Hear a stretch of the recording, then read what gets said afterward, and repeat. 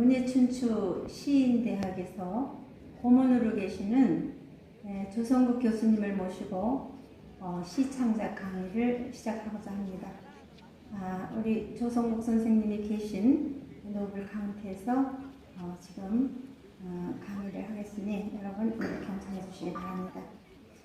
자, 그러면 오늘 강의해 주실 조성국 교수님을 소개하겠습니다. 교수님? 네. 방금 소개받은 조성국입니다. 이 문예춘추에서 저를 이렇게 오라고 이렇게 초청해 주셔서 대단히 감사합니다. 아는 것은 없지만 제가 아는 것대로 느끼는 대로 이렇게 좀 말씀을 드리겠습니다. 시가 우리의 생명이고 마찬가지로 우리가 그 시를 어떻게 써야 되는가 하는 것을 가지고 한번 말씀드리도록 하겠습니다.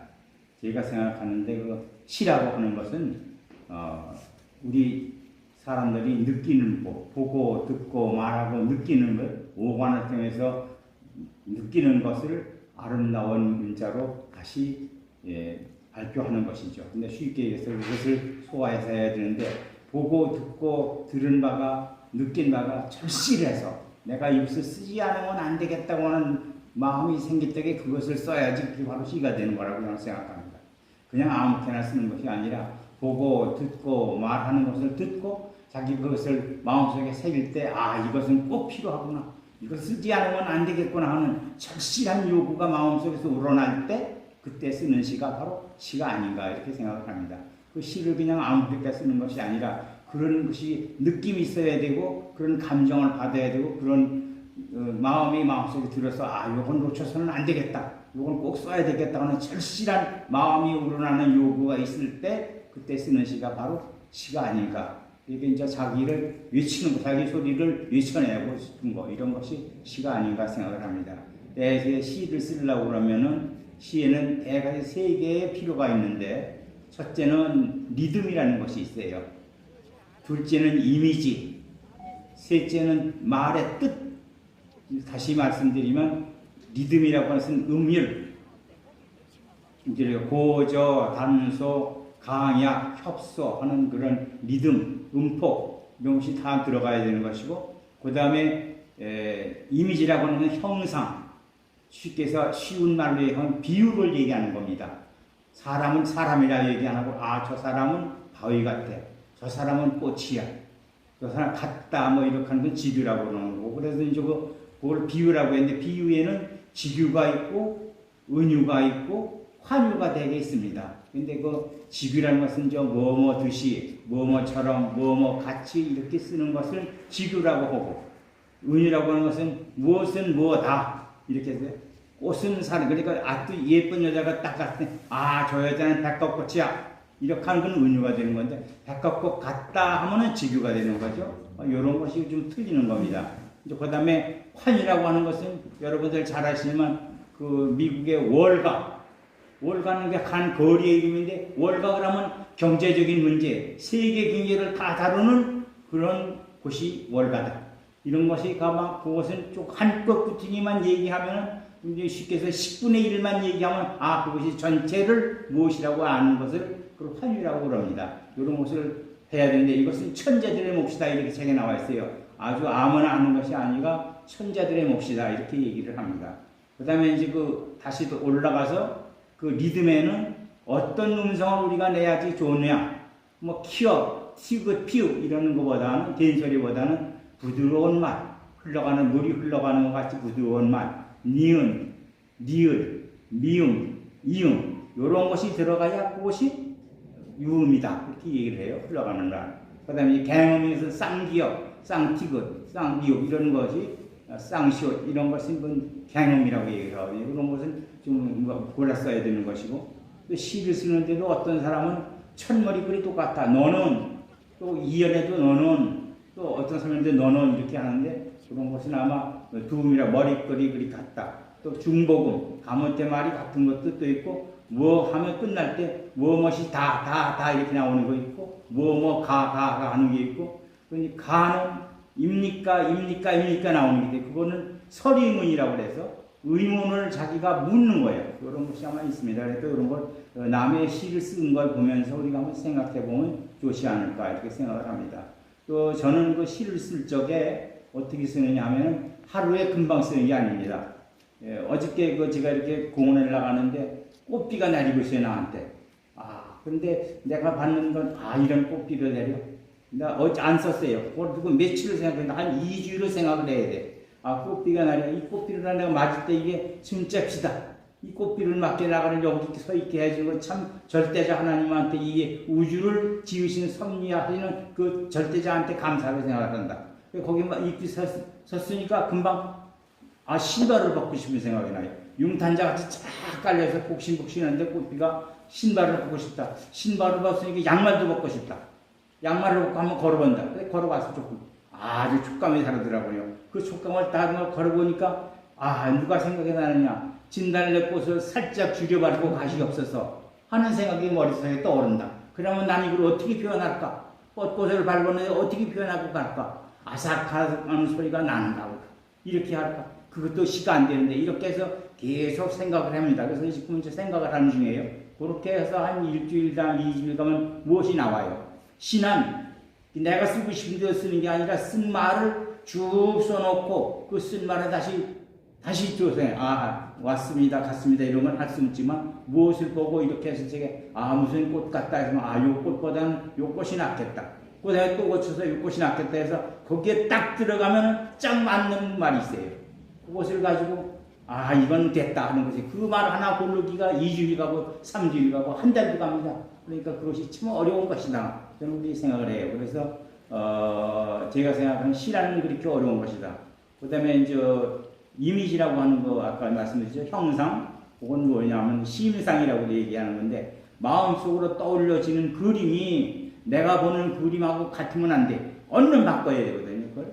내가 키가 작으면 그 사람 찐빵 같다. 키 큰 사람이 오면 그건 전봇대.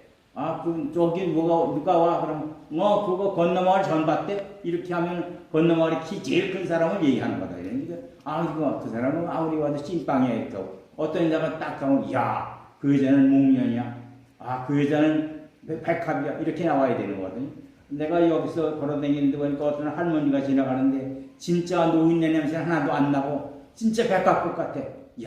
가봤어요. 머리 빗은 곳서부터 참 깨끗하고 단정해. 그러니까 이 여자는 무슨 냄새가 옆에 가니까 진짜 향내가 나는 거예요. 그걸 가지고 훈향이라고 그래요. 노인네들한테 나는 훈향. 그게 옆에가 맡고 싶어진다 이거지. 그러면 뭐예요? 남자는 뭐라고 얘기를 해요? 남자는 여자가 있는 데가 자꾸 따라가면 남자는 나비 또는 볼로 얘기하고 여자는 꽃으로 얘기하거든요. 그러니까 그렇게 해야 돼요. 그래서 저는 여자를 봤을 때 저 여자는 백합꽃이야. 저 여자는 무궁화야. 주곡관, 국가관, 민족관이 살아있는 사람을 만나면 그 사람은 뭐라고 얘기를 해요? 노시식 얘기를 해서 그 사람은 우리 민족의 가장 동경하는 것은 단군 신화에 나온 아사달. 아사달의 백성 같다. 아사달의 군인 같다. 이렇게 고구려 때 군인 같다. 이렇게 얘기를 하더니 그런 거 마찬가지로 여자가 지나가면 그건 꽃 같다. 꽃이다. 이렇게 얘기를 해야 되거든. 그래서 그건 목련이야. 그건 백합꽃이야. 그건 무궁화야. 무궁화라는 것은 주국관, 민족관이 살아있는 사람. 민족사관이 살아있는 사람. 그건 주국관이 이렇게 얘기해요. 저는 어려서 대동아 전쟁을 겪은 사람이고 또 6.25 전쟁 4.19 대학병 4.19 때 끝났어요. 이런 거 다 5.18, 5.16 다 겪은 사람이기 때문에 국가관이 다른 사람보다 좀 투철합니다. 솔직한 얘기를 해서 시를 써도 국가관에 대해서 많이 써요. 그래서 그런 거 제가 보령에다가 써서 냈지만 선부자 같은 것도 제가 한 달간은 생각을 해서 쓴 겁니다. 그렇게 쓰고 국토는 말한다라고 하는 것이 또 있어요. 땅덩이는 우리 백성에게 어떻게 말을 하고 있느냐. 어저께 가서 10권을 복사를 하다가 책이 없어서 갔다가 다시 드리려고 가지고 그랬습니다. 이런 게 있어요. 그래서 제가 말씀드리고 싶은 것은 그런 것이 있고, 그 다음에,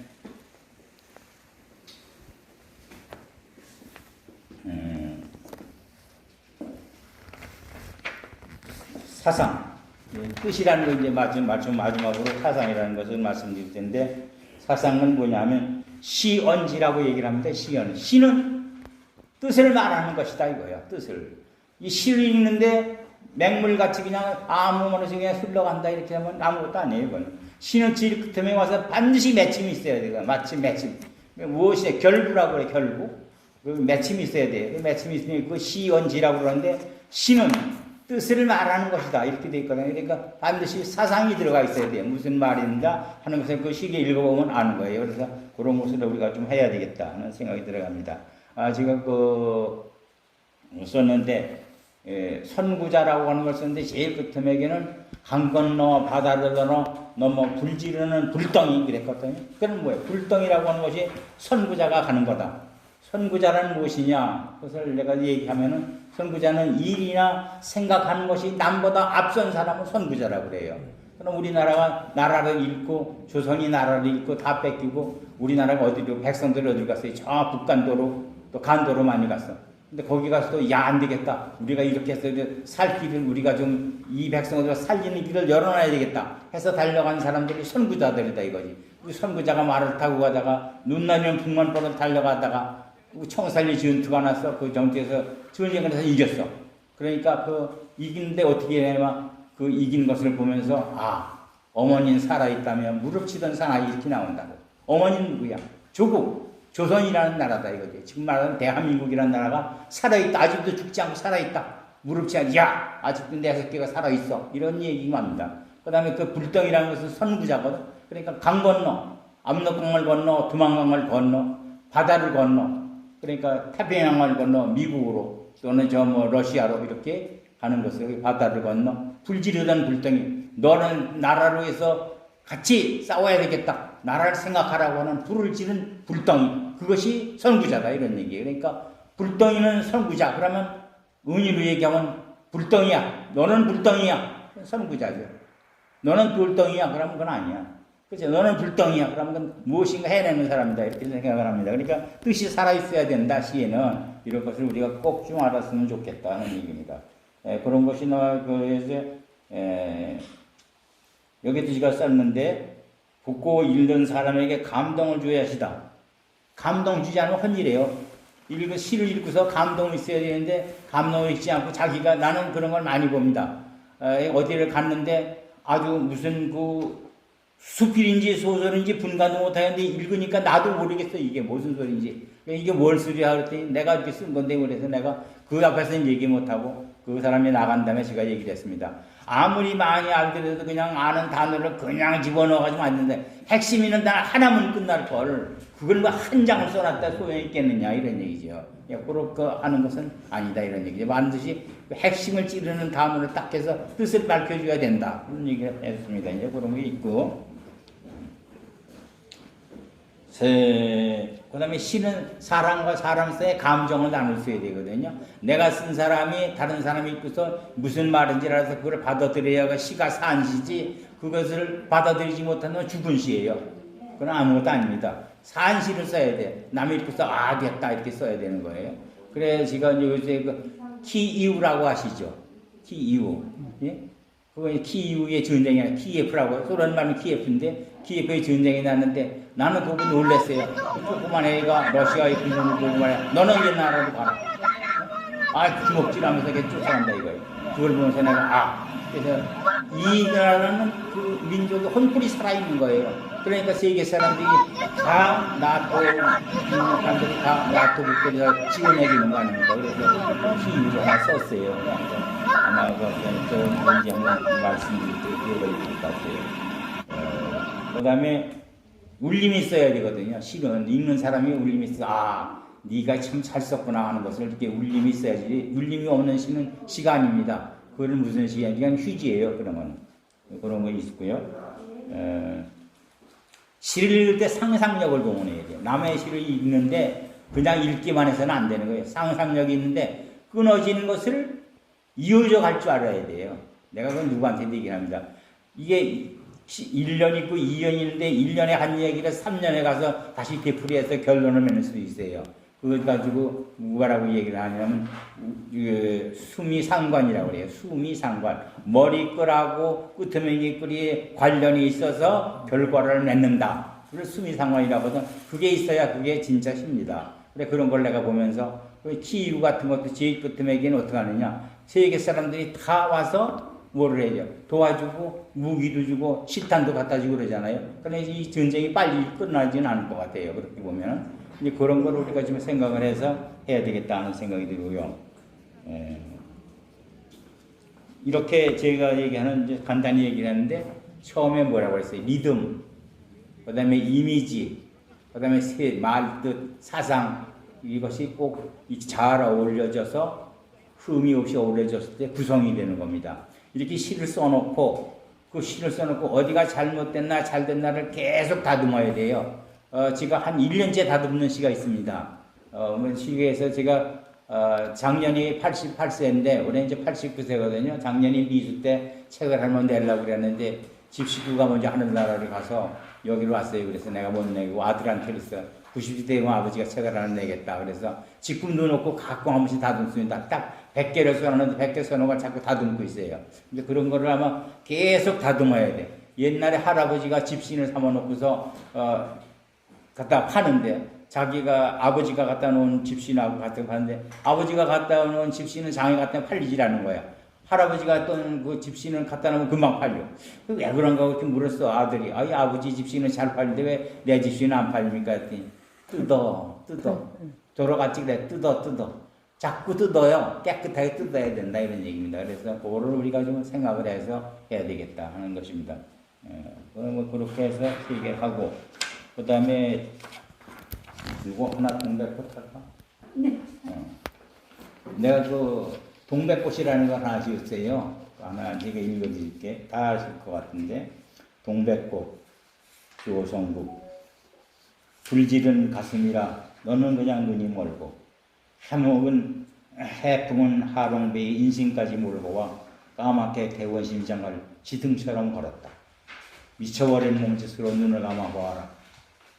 빨간 상체기가 성자처럼 온 밤에 목숨 건 너의 사랑을 다시 걸어놓으리라. 이것은 내가 우리 시 짓는 분들이 많이 오시는데 나를 가르친 선생님이 말씀을 하시는 거예요. 나 그대로 말씀을 해드리는데 어떤 여자가 시집을 갔어. 여자가 25살 먹으면 노처녀라고 그래서 옛날에 시집가기 힘들었어요. 근데 이 여자가 몇 살 먹냐? 한 26이나 7쯤 됐나 봐요. 누가 데려가지라는데 아주 그냥 이 가난한 집에서 커서 그냥 손가락도 이게 그냥 여자 손 같지 않고 이렇게 했는데 어떻게 중신이 왔어? 몇 사람 하는데 30살 넘은 총각한테 가야 된다 이거야. 아 좋다 그래가지고 시집을 갔어요. 갔는데 이 사람 늦게 만났으니까 불을 태웠을 거 아닙니까? 못 맞춰 불을 태운 거야. 그렇게 났는데 이게 시집 간 지 한 달쯤 되는데 남편이 바다에 어부야. 이제 배를 타고 고기를 잡으러 간다 이거예요. 그래 고기를 잡으러 가는데 잘 갔다 와 그랬는데 그래 내가 갔다 올게 하라고 배를 타고 나갔는데 해가 정물어서 들어오지 않는 거예요. 그러면 이 여자가 어떻게 갔어요? 그 배 떠난 부둣가에 가 서 있는 거야. 뭘 가지고 서 있어요? 밤이 깜깜하니까 지등을 가지고 서 있어요. 그래서 이제 그것을 얘기하는 겁니다. 그래서 기다리는 것, 그것을 쓴 것이 동백꽃이에요. 그래서 이제 그 기다리는 것을 아마 그 생각하는 거예요. 이렇게 서서 생각하는 거예요. 아, 내가 27년간이나 이제 처녀로 혼자 살았는데 그 사람이 와서 나한테 불을 질러버렸어. 이제 첫날 저녁 다 있잖아요. 그 첫날 저녁에 불을 질러버렸어. 불 지른 가슴이라 나는 그냥 눈이 멀었어.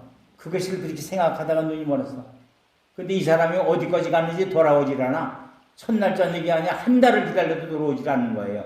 야, 이 사람이 어딜 갔을까? 야, 저 뭐 중국을 갔을까? 야, 내가 들으니까 이제 월남은 하롱베이라는 데가 아주 수경이 좋다는데 거기 가서 그냥 미쳐가지고 못 오는 건가? 하롱베이 먹으면 민심도 좋다는데 그러니까 하롱베이까지 생각을 하는 거예요. 그래가지고 거기까지 갔는데도 안 돌아오는구나. 그래가지고 그 이튿날 또 가는데 또 매일같이 가서 지등을 가서 거는 거예요. 그래서 근데 그 사람은 기든 마음을 그래가지고 이제 이 사람이 얘기하는 거 아닙니까? 그래서 이제 그 다음에 해풍은 하롱베이 인심까지 모르고 와 까맣게 태운 심장을 지등처럼 걸었다. 내 그 그리는 그 불타는 빨간 마음을 등이 돼서 이렇게 걸고 있다 이런 얘기예요. 그렇게 생각해요. 그러니까 이연이 이제 아주 멋있는 겁니다. 미쳐버린 몸짓으로 남자를 기다리는데 여자가 성에 눈을 뜨는 거야. 남자라는 것이 무엇인가 눈을 뜨니까 미쳐버린 몸짓으로 눈을 감아봐라. 빨간 상체가 성자처럼 여는 밤에 뻘건 상처인 뭐예요? 그 여자가 나를 처녀성을 그 문을 열어줘가지고 내가 이런 얘기 좀 하면 안 되는데 오상순이의 첫날 밤을 읽어보신 분은 대부분 이해를 하실 겁니다. 뭐 아야 하고서 뭐 천지가 깨지는 소리가 나잖아요. 이렇게 해서 그 여문 밤에 그들이 그리는 그 너의 그 마음을 다시 걸어놓으리라. 동백꽃은 어떻게 되면 떨어지면 그대로 딱 떨어지 시들어서 떨어지는 법이 없습니다. 다시 한번 보세요. 동백꽃은 빨간 그것이 아주 팽팽한 게 그냥 똑 떨어져. 그걸 다시 걸어놓겠다 이거야. 너의 그 기다리는 마음을 다시 걸어놓겠다. 이것은 뭘 얘기하는 겁니까? 내가 말씀드린 것은 한 여자가 한 남자를 그리는 그 불타는 심령을 그린 것이 동백꽃이다 이런 얘기예요. 그러니까 그런 걸 읽을 때가 이건 사랑이다. 쉽게 해서 그 유치환의 깃발이라는 것이 있습니다. 그걸 읽어보면 유치환의 깃발은 뭐예요? 그 아우성. 그 깃발이 아우성을 친다 이거예요. 그 깃발이 그 다음에 노스타자의 손수건 끝나고 그거 두 가지만 얘기해요. 이 아우성이 깃발이 아우성이 돼 보이지 않는 아우성이다 이거지. 깃발이 펄럭이고 있는데 내 마음이 깃발같이 돼서 그 내 그리는 사람을 나의 순정을 그 사람이 기다리는 그 순정을 너는 빨리 오시오 하는 것이 그게 깃발까지 나는 거다 이거죠. 요수달자의 손수건을 가지고 이거 내가 여기 있어 하고 손수건 내미는 거예요. 그건 뭐라는 거예요? 그리는 심정, 순정을 그려낸 것이 유치원의 그 깃발 아닙니까? 근데 그 깃발은 깃대는 뭐예요 그럼? 깃대는 뭐예요? 깃대는 기폭을 꽂고 있는 깃대잖아요. 땅속에 땅속에 나의 그 마음은 이 결기는 천년가도 변치 않는다 이런 얘기입니다. 그것이기 때문에 천지였다는 거예요. 그게 나의 마음은 천년가도 변치 않는 깃대로 써 있고 그 기폭은 너를 내가 오라고 아우성 친다 이거야. 야 여기 있어 여기 있어. 그다음에 뭐예요? 노스탈지아 선수는 야 너 이거 안 보이냐 와라 이렇게 하는 게 그것이 깃발이라는 겁니다. 근데 거기 뭐가 살아 있어요? 밑에 저변 딱 땅에 꽂힌 그 깃발 깃대. 그다음에 아우성을 치는 깃발 그리워서 보고 싶어서 여기 있다고 소리치는 그 노스타드의 손수건 끝난 거 아닙니까? 그리움 그 이상 더 쓸 수가 없는 거예요. 자기의 순정을 그 이상 밝힐 수가 없는 거예요. 그래서 그 시가 명시가 돼가지고 그 시가 1936년도에 아마 발표된 걸로 제가 알고 있습니다. 근데 그 시가 지금까지도 책에 나오고 구전이 되고 모든 사람이 있습니다. 또 쉽게 해서 그 윤동주의 또 다른 고향 이런 거는 그 사람이 간지 벌써 근 100년이 거의 다 돼가잖아요. 그런데도 읽혀지고 있는 거예요. 그러니까 그 시가 오래 읽혀지는 시가 그게 신 거지 한 번 나왔다 쑥 들어가는 시가 아니에요. 요즘에 그 신을 보면은 의미성이 좀 약하다 이거예요. 그 말의 기교, 언어의 연술사라고 얘기하는데 신은 언어의 기교가 많은데 그 기교를 이해를 못해. 그러니까 책에 나오는 것도 뭐 이해가 안 가. 난 모르겠어. 이렇게 나오는데 모르는 시를 쓰면 시가 아닌 거예요. 아는 시를 써야지. 근데 쉽게 해서 많이 배웠다고 쉽게 해서 의식 구조가 어떻게 이렇게 나오는 것보다 네 마음이 어떻게 먹길래 그러냐. 이거 되는 거 아니에요. 그런데 의식 구조가 상관성이 없고 이렇게 되게 되면 이해 연관성이 없고 이렇게 되게 되면 그거를 어느 정도 고등학교나 대학교나 대학원 나와서 어느 알아듣지만 중학교만 나온 사람은 잘 몰라. 인식이 뭔지도 몰라. 너 인식에 눈을 뜨지 못하고 그러니 눈을 뜨지 못하고 인식의 개안을 못하고 이렇게 나오면 정말 궁금한 거죠. 인식의 개안이 뭐야? 눈 뜨는 게 개안이지 그러니까 참회를 하지 못하고 이렇게 해도 못하는 거야. 너 깨닫지 못하고 잘 보고서 이해하지 못하고 이렇게 하는 것이 좋은 거 아니냐. 그래서 쉬운 말로 쓰는데 여러 사람이 공감을 하게 써야 그게 시다. 저는 그렇게 생각을 합니다. 그리고 그렇게 아마 저는 생각을 하는 거예요. 그 다음에 제가 하나 말씀드리는데 이 충남 가면 마예불이라는 게 있어요. 마예불. 이 마예불을 내가 3번을 가봤습니다. 근데 가벌증마다 썼어요, 시를. 근데 제일 나중에 쓴 시가 제일 맞다 이런 얘기예요. 그러니까 모든 것을 볼 때 한 번 보는 게 아니라 여러 번 봐도 그것이 마음에 들어와야 되겠다. 그 마예불이라는데 그 마예불은 누가 깎아놨는지 백제 때 깎아놨대요, 그거를. 근데 백제 때 깎아놨는 그 돌을 깎아놨는데 돌이 웃고 있어요. 1000년을 웃고 있다 이거. 1000년 웃고 있어. 근데 이 나중에 딱 가보니까 그 마예불 제가 썩게 한번 들어보세요. 마예불 조성국 돌 속에 숨은 부처를 그 누가 불러냈나? 돌 속에 숨은 부처를 그 누가 불러냈나? 1000년의 그 미소를 어느 손이 담아냈나? 마주에 머금는 미소, 그게 바로 불심인 것. 이렇게 딱 썼다고요. 딱 말을 많이 한 게 시가 아니야. 짤막해도 딱 정오고 찔려서 울림이 왔을 때 그게 되는 거예요. 돌에다가 새겼는데 누가 그걸 불러내느냐. 돌 속에 숨은 부처를 누가 불러내느냐. 그거 하면 끝나는 겁니다. 차원이 높거나 이게. 천년의 그 미소를 어느 손이 담아냈나. 그냥 아무데나 된 건데 그 미소를 어떻게 담아냈길래 그 미소가 천년토록 가도 변치 않아. 아무나 보고 있으면 웃어. 따라 웃게 돼요. 그러니까 천년의 그 어느 손에 담아냈나. 마주에 머금는 미소. 그게 결국에 마주에서 자꾸 보게 나도 웃게 돼. 먹으면서 그게 바로 불심인 것. 깨끗하게 남을 나쁜 생각, 사악한 생각, 나쁜 생각을 다 버리고 나도 웃게 된다. 그것이 천년의 미소가 아니냐. 그래서 그 마주에 머금는 미소, 그게 바로 불심인 것. 이렇게 써서 했더니 사람들이 좋다고 해서 어디 가든지 그 하나 이렇게 낭송을 하면 사람들이 좋다고 그럽니다. 그러니까 그런 거를 쓰는 것이 이게 말을 많이 한다고 좋은 것이 아니고 쉽게 해서 소설은 몇 권이나 몇 수십 편을 써야지 소설이 되는 건데 그 이야기인데 수필은 조그맣죠. 시는 더 적은 거니까 큰 가마솥 때 그리는 거는 소설이고 조그만 된장 퍼다가 졸인 것이 수필이고 그걸 더 졸인 것이 시다. 이렇게 생각을 하시면 될 것 같아요. 그래서 그렇게 하는 게 좋을 것 같다 하는 생각을 하고 그 다음에 오늘은 문예춘추의 시인대학에서 고문으로 계시는 조성국 교수님을 모시고 시창작 강의를 또 많은 분들이 계시지만 여기 오시는 분들이 저보다 많이 배우신 분이 오셔서 그분들에게 많이 지가 배우고 또 그 배운 것을 서로 나누면서 이렇게 이야기를 들려드리고 있습니다. 매주 한 번씩 하는 이 강의실에서 오늘 오신 여러 선생님을 모시고 말씀 드릴 수 있게 돼서 대단히 감사합니다.